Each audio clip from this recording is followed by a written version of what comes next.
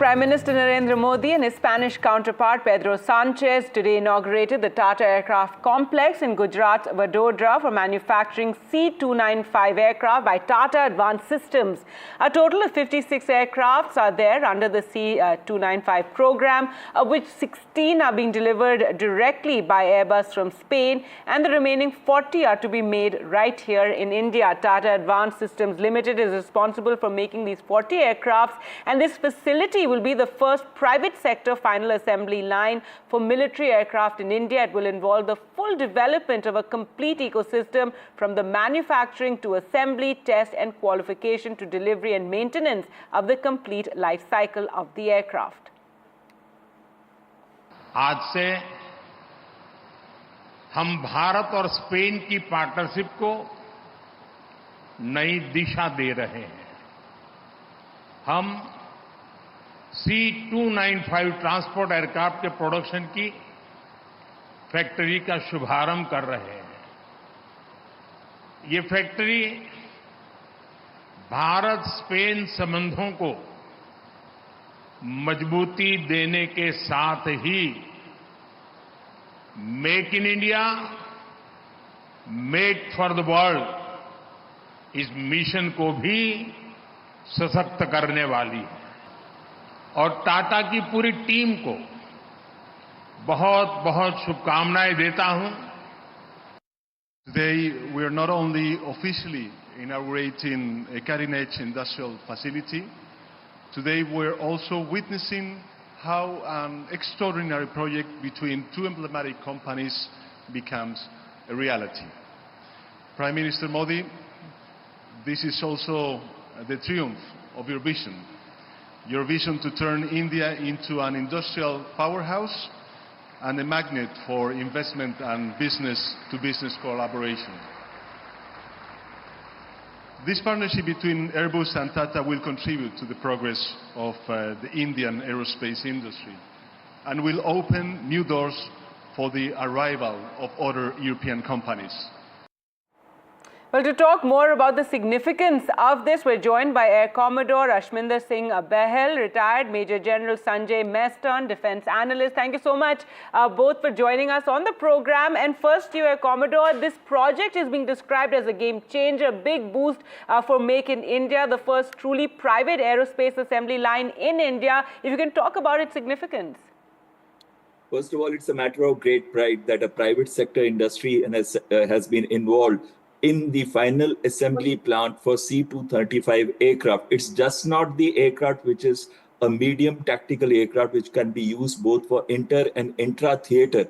It is the entire ecosystem that comes up by involving a manufacturing sector of an advanced aircraft, an aircraft that can handle 71 soldiers as well as 48 paratroopers. It can be used in medical evacuation, troop transport. It can be used for paradrop, maritime surveillance, as well as for aerial surveillance. So there is a wide variety of roles that it can be used for. Also in a two-front situation, it can easily move and transport troops from Ladakh to Arunachal Pradesh or from Arunachal Pradesh to Ladakh. It can fly at 25,000 feet, and because of which it can also operate at high altitudes. The most important factor is that the Avro or the HS-74 aircraft required urgent replacement. It is a 1960s aircraft and we needed to replace it urgently. And therefore, this aircraft, which has advanced technologies, advanced avionics, integrated electronic warfare systems,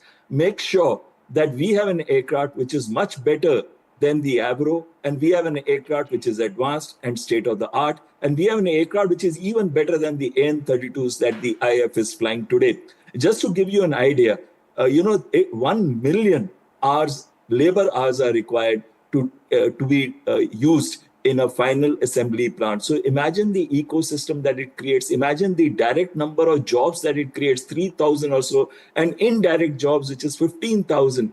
Already 40 MSMEs are already involved in this project, and imagine how many more would get involved when it becomes into a full-fledged manufacturing plant. It is not just the plant that is important, but it is the capabilities that it brings into our manufacturing sector.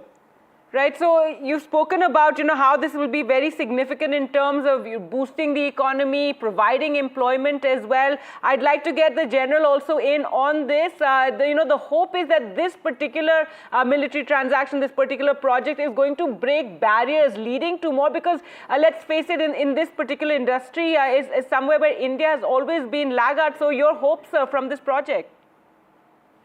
Gargi, good evening. Absolutely. I think this is one of the most remarkable projects. Firstly, India is going to be that country which is the 12th country in the world which is now going to produce aircrafts. I think it's a major milestone, and the credit to the government of India and of course Ratan Tata, because he was instrumental in all this.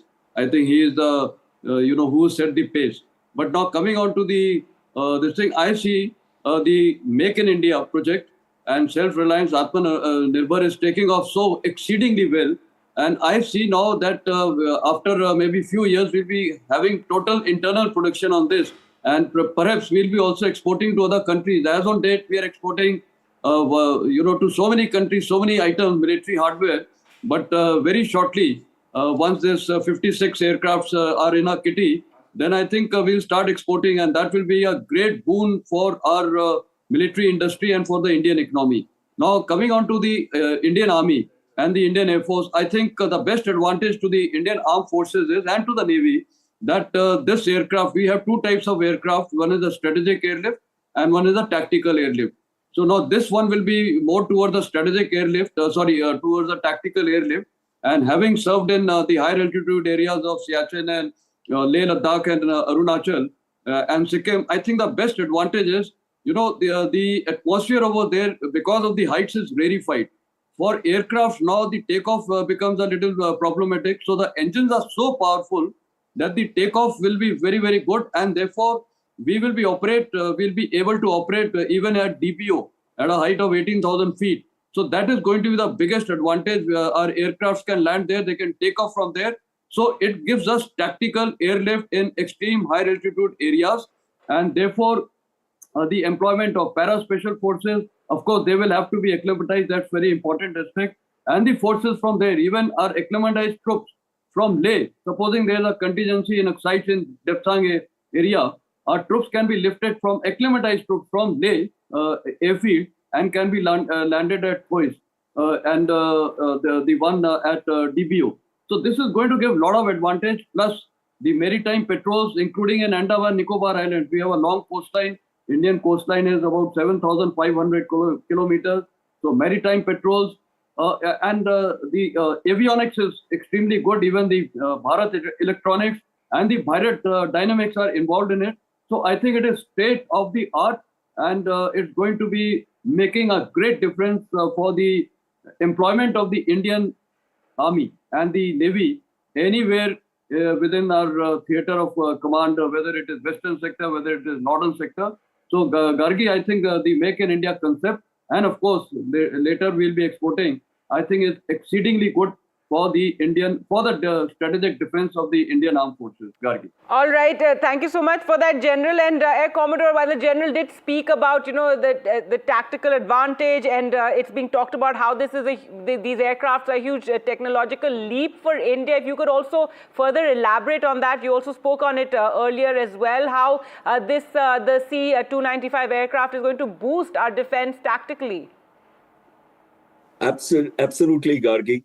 It can be used in so many variety of roles, like the General was also mentioning, that can be used in the maritime surveillance, onto medical evacuation, troop transport, as well as cargo transport. I'll just tell you something very interesting. There are 20 countries or so that are utilizing this aircraft, including the French Air Force, the Turkish Air Force, Indonesian, Royal Malaysian Air Force, and Bangladesh Air Force. Now, where we need to focus is that we can create and establish an overhaul and maintenance facility here, where in the region, especially in Southeast Asia, as well as in Bangladesh, that is South Asia, we can become the regional hub for all overhaul and maintenance of CN-235 aircraft. So it is not just make in India, but it would also be importantly make for the world that we could be looking at. And this is one area that perhaps as we go ahead, because there'll be large number of versions of this aircraft will keep coming up later on. And when these versions come up, it would be very easy for countries like Bangladesh and Southeast Asian countries to carry out the overhaul and maintenance in India rather than in any other place far away.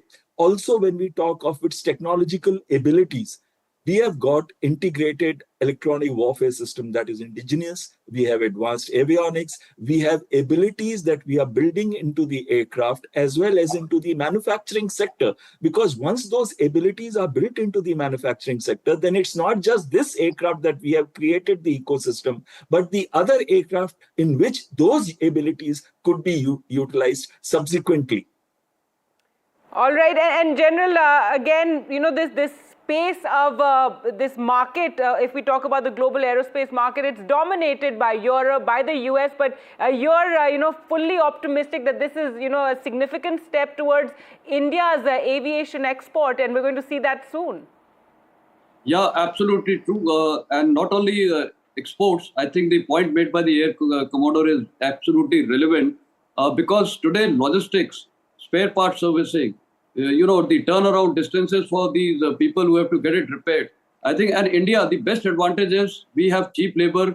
Everything is much better than being serviced in Europe. So I have no doubts that neighboring countries, whichever countries, whether it is Indonesia, Bangladesh, and even maybe European countries, because in India, the advantage is, firstly, the quality will be very good. Secondly, of course, the cost factor, because, the cost of repairs, cost of overall, cost of all these maintenance, routine maintenance, logistics, this will be extremely good. So I think on that account also, the exports will tend to increase because when they know that you have assured reliability of services, inducting a equipment is very easy, but thereafter maintenance, overhaul, everything is more important. And therefore, this will give us a lot of advantages. So exports will go up. In the bargain, maintenance will be also easier.